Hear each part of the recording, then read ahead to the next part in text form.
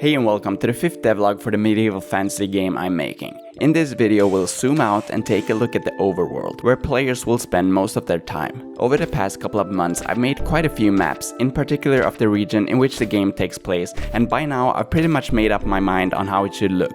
So I sat down with Wonderdraft to make a final version of the map that I can use as reference when putting together the in-game tilemap. The region is dominated by this major river and its tributaries that flow down from the surrounding mountains. The river's length is roughly 530 kilometers or 330 miles, which if traveling alongside it at Roman military pace would take you 18 days. This is the equivalent of the Mississippi River from Greenville to New Orleans, the Rhine River from Karlsruhe to Rotterdam, or the Yangtze River from Xizhou to Shanghai. So using the map as reference, I started creating the tile map from the tiles sent to me by the artists. Link in the description to everyone I work with. However, I quickly understood that the complexity of the tile map that I had originally wanted was probably a bit overkill, so I made a few temporary edits and simplified everything down into tight turns and diagonals. That's why if something looks unfinished and ugly, it's probably my fault. But in general, just about everything is still a work in progress here. With that said, I'm really liking how the overworld is turning out. Obviously, a lot of things still need to be added and many details also need tweaking, but for now, I'm gonna continue putting together the rest of the tile map.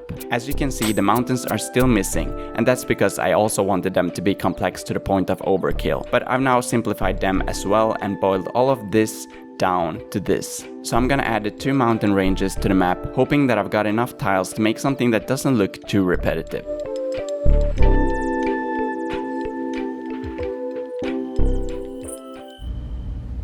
Alright, so after a long time of manually adding tiles to the map, I ended up just copy-pasting parts of the mountains over to the left side here. I figured I probably have to remake much of it later on anyway, since I still need to go over everything and see where to exactly position all locations. To make that process easier in the future, I'll make a script that allows me to pan the camera around from the game view, so I don't have to use the scene view all the time.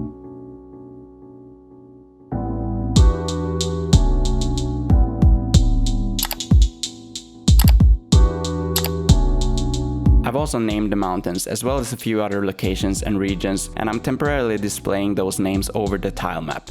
It helps me get to know and immerse myself into the world I'm creating, which in turn, I hope, will lead to me coming up with small details that make everything more believable. For example, I've named a swamp biome after what will be the in-game healing plant that primarily grows there. So aside from a swamp biome, we got a steppe biome, a desert biome, the western mountains, a snow biome, and finally the capital of one of the major factions. I originally wanted to base this city on Novigrad from The Witcher 3 and have the faction be a free city-state. But seeing as they will control other territories as well, including this town that is totally not Oxenfurt, I think it makes more sense to just turn them into a kingdom. The reason I'm putting so much thought and effort into the world building right now is because I need to give the artists a base to work from. On Milanote, I've got these boards for the different factions and cultures containing various information, reference images, and so on. But much of it is empty, so I'll start filling it in, as well as trying to write down some general lore. Hopefully, this won't take too long. So I finished adding reference images for the equipment of one of the major factions. Initially, this faction was supposed to be based on the Roman Empire, but now it's instead a mix of Thracians, Dacians, and Scythians. To reflect this change, I've also renamed the faction to something that sounds less Roman.